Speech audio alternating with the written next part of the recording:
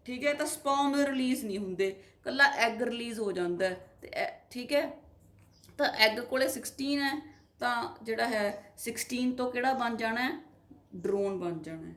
ਠੀਕ ਹੈ, ਜਦੋਂ ਇਹ ਐਗ ਲੇ ਕਰਦੀ ਇਨ ਦਾ ਹਾਈਵ, ਜਦੋਂ ਬੇਟੇ ਕੱਲਾ ਐਗ ਲੇ ਕਰ ਦਿੰਦੀ ਹੈ ਤਾਂ ਉਹ ਤੋਂ ਮੇਲ ਬਣ ਜਾਂਦੇ। This is called as parthenogenesis. The development of offsprings without fertilization is called as parthenogenesis. We have already discussed this. ਠੀਕ ਹੈ, ਜਦੋਂ ਇਹ ਸਪਰਮਸ ਵੀ ਰਿਲੀਜ਼ ਕਰਦੇ ਤਾਂ 16 + 16 ਹੋ ਜਾਂਦੇ ਆ = 32, ਤਾਂ ਫੀਮੇਲ ਬਣ ਜਾਂਦੀ ਹੈ। ਠੀਕ ਹੈ, ਹੁਣ ਆਪਾਂ ਦੇਖਣਾ ਹੈ ਕਿ ਜਿਹੜੇ ਮੇਲਸ ਆ ਉਹ ਮਾਈਟੋਸਿਸ ਨਾਲ ਪ੍ਰੋਡਿਊਸ ਕਰਦੇ ਆ ਜਿਹੜੇ ਸਪਰਮਸ ਹੈ, ਤੇ ਜਿਹੜੀ ਫੀਮੇਲ ਹੈ, ਜਿਹੜੀ ਕੁਈਨ ਹੈ, ਉਹ ਉਹਨਾਂ ਨੂੰ ਸਪਰਮਸ ਦਿੰਦੀ ਨਹੀਂ, ਤਾਂ ਇਸ ਕਰਕੇ ਡਰੋਨਸ ਦੇ ਫਾਦਰ ਨਹੀਂ ਹੁੰਦੇ।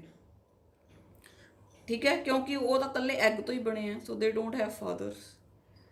ਉਸ ਤੋਂ ਬਾਅਦ ਬੇਟੇ ਹੁਣ ਆਪਾਂ ਕਿਹਾ ਵੀ ਡਰੋਨਸ ਤਾਂ ਬਣ ਗਏ 16 ਸੈੱਲ ਵਾਲੇ। ਉਸ ਤੋਂ ਬਾਅਦ ਆਪਾਂ ਕਿਹਾ 32 ਸੈੱਲ ਵਾਲੀ ਤਾਂ ਕੁਈਨ ਵੀ ਹੋ ਸਕਦੀ ਹੈ ਤੇ ਵਰਕਰ ਵੀ ਹੋ ਸਕਦੇ ਆ। ਅਗਰ ਤਾਂ ਬੇਟੇ ਕਿਸੇ ਪਰਟੀਕੂਲਰ ਐਗ ਨੂੰ ਰਾਇਲ ਜੈਲੀ ਖਵਾਤੀ ਤਾਂ ਉਹਨੇ ਬਣ ਜਾਣਾ ਕੁਈਨ, ਤੇ ਬਾਕੀ ਜਿਹੜੇ ਹੈ ਜਿਨ੍ਹਾਂ ਨੂੰ ਚੰਗੀ ਤਰ੍ਹਾਂ ਭੋਜਨ ਨਹੀਂ ਮਿਲਿਆ, ਉਹਨਾਂ ਦੀਆਂ ਓਵਰੀਜ਼ ਡਿਵੈਲਪ ਨਹੀਂ ਹੋਈਆਂ, ਉਹ ਬੇਟੇ ਬਣ ਜਾਣਗੇ workers, females, and they are sterile. This is how the sex is determined in the case of honey bee. So this was all about the sex determination in different organisms, and in the next video beta we are going to discuss about the sex inheritance.